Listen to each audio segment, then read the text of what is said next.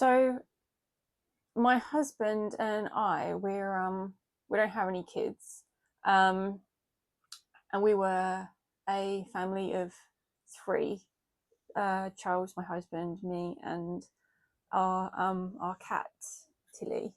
And it was 4 days ago now. Tilly was put to sleep, and it's really shocked me how upset I am. I mean, you always know that it's gonna suck, but like one of the things that's been particularly unpleasant is sort of just how shocked I feel at how upset I am. Um, she was old. She was 18, and I'd had her for 17 years. So like the signs were there. By that age, she was very frail, and then on Saturday morning, her back legs that had been a bit wobbly for a while, that her back legs had almost stopped working. She kept falling over, and there were other things. I could tell that she was struggling to drink. She couldn't seem to get the angle to drink water anymore. Uh, and yeah, she ended up being put to sleep that afternoon. So it wasn't like a huge shock because she'd been on this gradual decline really for about a year. She got a hypothyroid diagnosis, and it was sort of just a very slow, gradual. She's perfectly happy, lovely Tilly, but it was a slow sort of downhill really for a year until Saturday, and I just have I seem to have just completely fallen apart. I really thought that I would handle this much better. I don't know why I ever thought that. I don't know why. Why do people ever think that? I think that you feel prepared, or as prepared as you can be when it's an elderly pet. But I hadn't factored in all the other stuff, like the fact that I just absolutely loved her completely, and I never really got on board with the fur baby thing. I never called her my fur baby or anything. She was my Tills. She was Tilster, Tillifer, Tillipus. That's who she was to me. And but then when she actually went, like when she actually passed, it just completely floored me. I was just literally just on my knees, and one of the things I was sort of crying was my baby, and I don't know if it's just been quite traumatic, or what that was, but it's just been really hard since then. I mentioned before I work from home, so I was with her kind of 24/7, and she was she was perfect. And now obviously the house feels weird, and um I I kind of have that slightly desperate feeling of I just want something that's going to make me feel a little bit better, because I can't go forever feeling like this. I know it's only been 4 days, but it feels pretty atrocious, and I am kind of just desperate for something to, I suppose, what everyone always says, just something to kind of take the edge off. And the thing is, Tilly was a huge source of comfort to me over the years. When you've sort of been together for that long, um, you go through the hurly burly of life, don't you? So they are a place of anchor and grounding and comfort and all of that stuff. So yeah, the booze, which was I know it was like a misplaced thing of comfort, but it was. And Tilly was a place of comfort. It's like the comfort for the comfort's gone. There's two loads of comfort are not there, and that's a kind of slightly panicky feeling, I think, as well, because it makes me feel kind of desperate. Like, where do I get my comfort from now? And I think anyone who has been in sobriety for any length of time at some point finds themselves kind of meditating, desperately meditating, going running, doing yoga, picking up hobbies, long baths, like all of that stuff. And I'm all for it, by the way. I do all of that.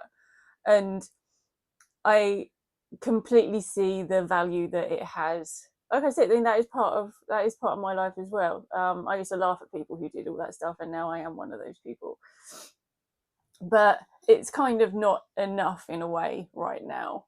And I was thinking I was going to talk about comfort blankets anyway, and now I desperately need one. And this video is probably becoming something very different to what it would have been if I'd been making it a week ago, because now I can say that I remember when I just wanted to take the edge off of something feeling really bad before.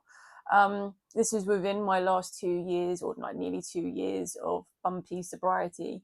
And when I had that kind of just desperate feeling, just to hell with it, I'm just gonna have a few drinks.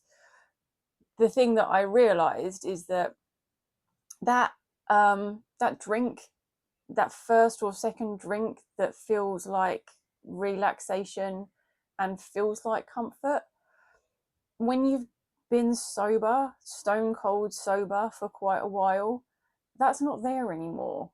And I don't know if anyone else has found this, but I was kind of bummed to realize that. I'd always kind of felt like if it all goes wrong, if the world is ending, then all I got to do is reach and sip, and the comfort will still be there.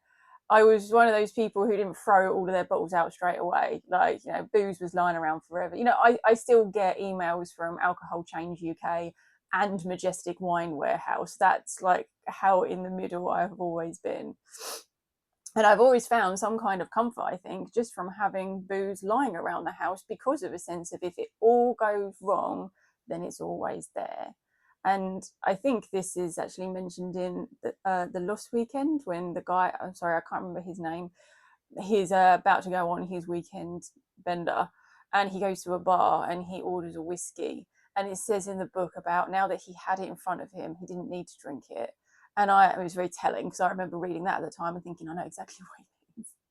And anyway, I've always kind of felt like that ever since I have stopped drinking, that having it around is comfort in itself. But then, like I said, the day came, whenever that was, like sometime last year, when I did have a drink and there was no comfort there. It's gone. Because I'm so used to how it feels to be completely sober now, that feeling of being like distanced from yourself that used to be so relaxing is now just really deeply unsettling and surreal, and it's not what it used to be. And then obviously there was a feeling of like, well, what was the point of doing that? And then also having to kind of realize, like, oh God, so that's gone now then. Where do I go? What do I do? What do I do? How do I find comfort then, now that I don't have this? And it led to, well, I carried on drinking after that anyway. That was sort of Christmas last year. But it led to months after that, when then I was like, I'm not going to drink anymore. Searching for what is it that replaces that. And I think that is what leads us to things like meditation. We go on a kind of soul search for the comfort blanket to replace that comfort blanket. And it took me months of searching to realize that you don't replace a comfort blanket with a comfort blanket. You replace it with your sober strength. You remind yourself and fall back on the fact that you have now got through life and the stuff that life has thrown at you completely sober. Even if you've only not been drinking for a day, you have still got through that day, which would have been horrendous, I'm sure, not drinking. And that is what you lean back into. You don't feed that missing comfort blanket with any kind of weakness. You lean into the strength.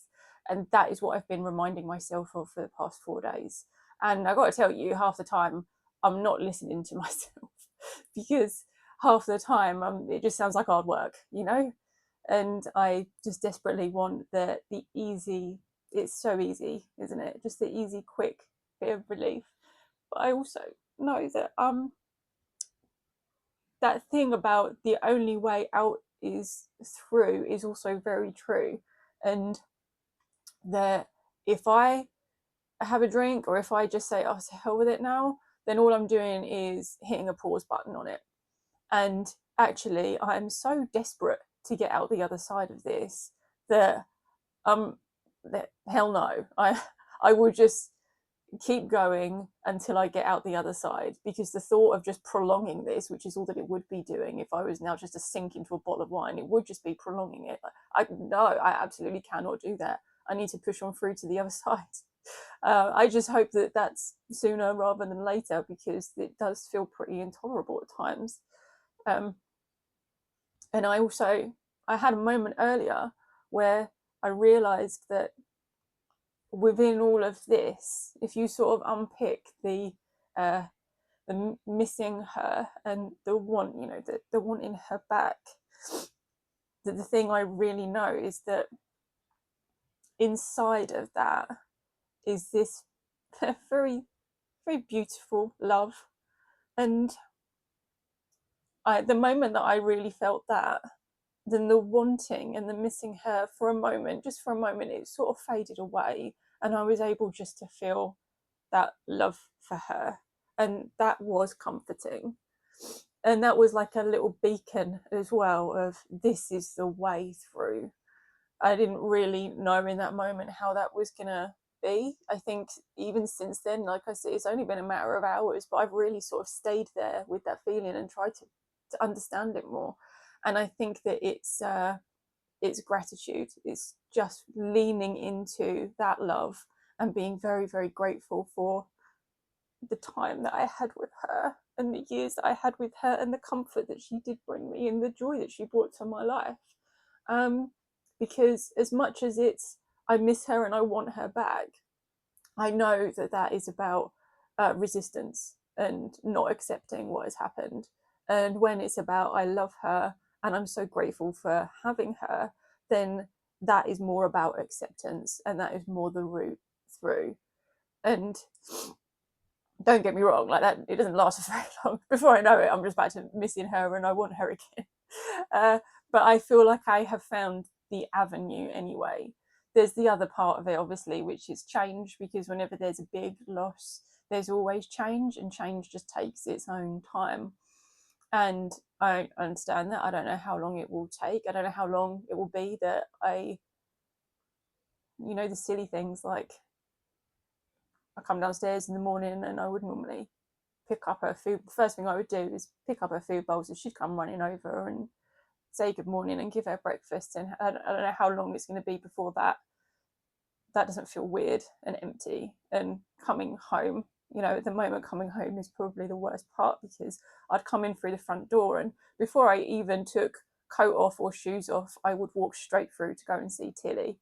And then I would, sometimes like the front door would still be unlocked and I'd have to go back, lock the door and take my coat and shoes off. But I would always go and greet her first. And now I come in through the front door and it's just this really weird cold feeling. It's so quiet, and she wasn't a particularly noisy cat. It's just very, very quiet. And I just thought yesterday, I'm going to have to start leaving the TV on when I go out, so when I come home there's something here.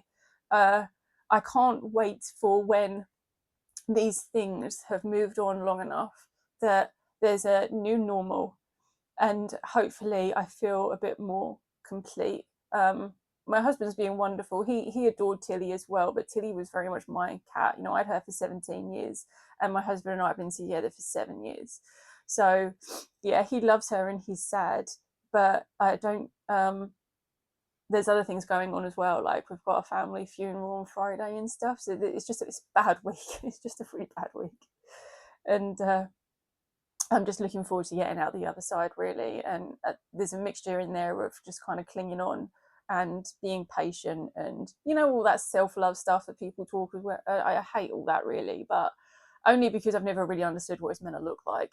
And I think that today I did realize that for me that is going to look like I need to remember that simple love that isn't about want or missing. It's just about the love. I love her. I just love her. And I was thinking about Christmas, and I already have Christmas looming in my mind anyway, because I feel like when you don't drink, it's a little bit of like a festive Everest that you have to climb, and it didn't go well for me last year. So it was sort of just coming into view how that was going to look this year. And one thing that I had done last year that I wanted to do again this year was to make Christmas more about coziness. you know, that sort of filled a lot of the boozy, crazy Christmas stuff, I suppose. It sort of filled that gap. And you know, I love Christmas so much, and it's so sort of just naturally a cozy time of year. But it was very Tilly focused. It was, you know, Christmas movies with Tilly on my lap and Christmas lights on and stuff, and yeah, like cozy Christmas cat kind of time. And now the thought of going into that Christmas period and it just being this Tillyless time, uh, it's that's not very nice either. But that's a long way away, and hopefully this will all feel very different by then. God, I hope so. I'm hoping this all feels different in about 48 hours, because you know I've really got to try and get myself together for Friday. It's Wednesday today, so I'm going to leave this here, I think. But this is how I'm getting through, and it is just remembering that it doesn't feel like it used to. There isn't that comfort blanket there now. I think that after a while, being sober is so your norm, you don't even realize how normal it is. And when you then have a drink, it doesn't feel like relaxation or any kind of relief. It just feels really odd to be sort of separating from yourself. And I don't want that. And the other thing is just to remember that I had 17 amazing years with her, and I'll never forget her. And you know, sorry for the ugly crying, but that is the only way that it goes, I'm afraid. So that's it for this Sober Shed, and I will see you in the next one. Okay, thank you.